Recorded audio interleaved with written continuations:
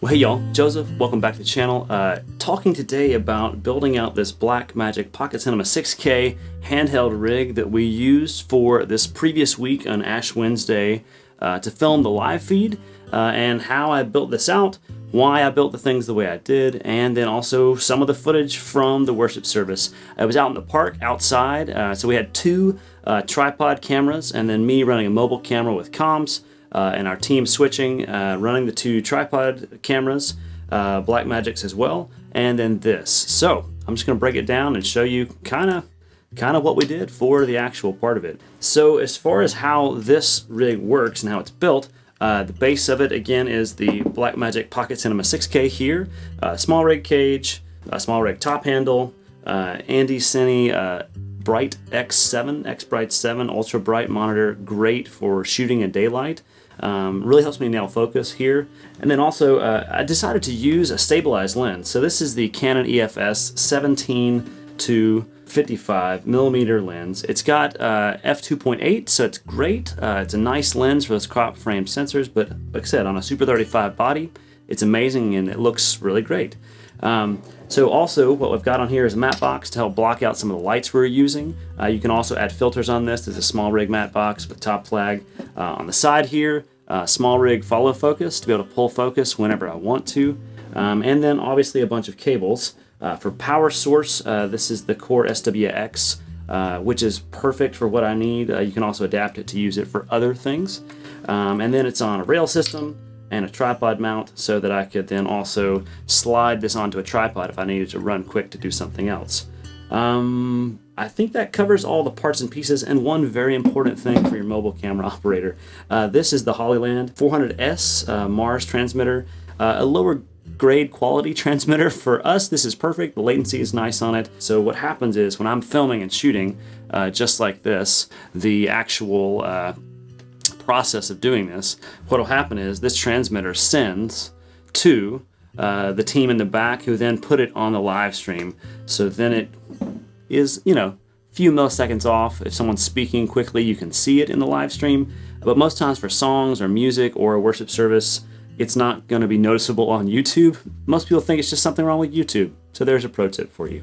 I also had tied on a little rope here and was using a simple backpack with a boom mic stand over the top and a carabiner down to make sort of my own poor man's easy rig.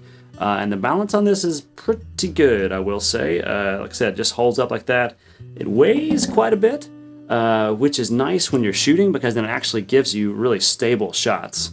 So when something has weight to it, gravity, inertia, it allows you to get those nice smooth shots. I also configured it so I could get up on my shoulder and shoot if I needed to make sure I was getting those shots of folks up on the stage, Atticus the worship leader, or our pastors for the church, as well as some crowd shots to be able to get down low with it, to get those shots that allow you to really, I think, show what's happening.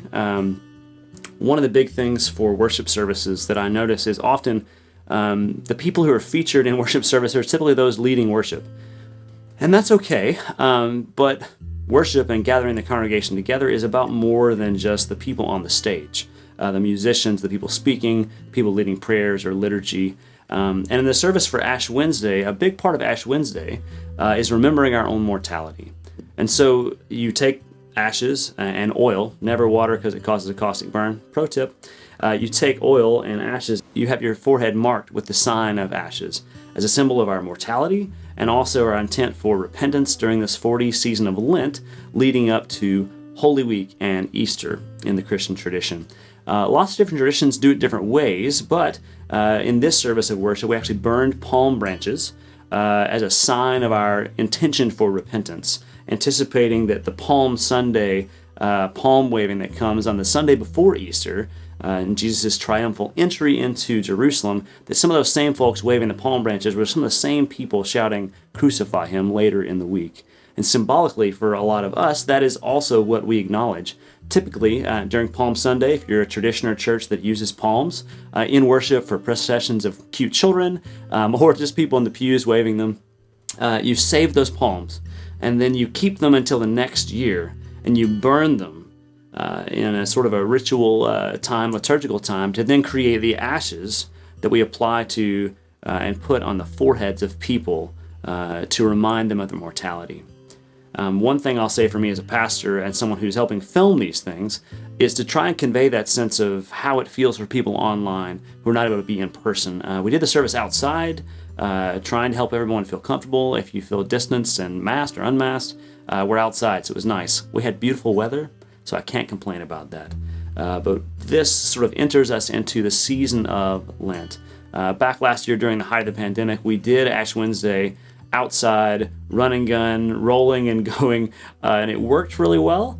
But it was also something that I look back on as somebody who does this sort of church cinematography work as a highlight for me, because it allowed me to take what we were doing in person with limited numbers of people and put it on the internet and allow it to be meaningful for people after that time. And so this year's worship service felt similar. We did one at 6 and at 7. At 7, it was completely dark, and at 6, it was sort of magic light. So took lots of pictures during that time, as well as other opportunities to just be present as a pastor with people. But then also a huge shout out to our team who helped film it and put it on the web, to Atticus and Taylor, who's our AV person. We're really grateful, but especially grateful for the Sjogren family and others showing up, the Vaughn and family, and everybody who jumped in to help make it happen. We decided to put lighting behind and on the sides of the subjects, so it felt a bit more like cinematography in a way. You're backlit. That's one of the huge keys for anyone trying to make something look a little bit higher quality or different, is to backlight. It's part of the reason I have literally a backlight right here behind me, if you can see that. So it allows the image and the person to sort of really pop out from the background and feel a bit more cinematic. We also lit the subjects mostly from one side to give sort of a shadow side.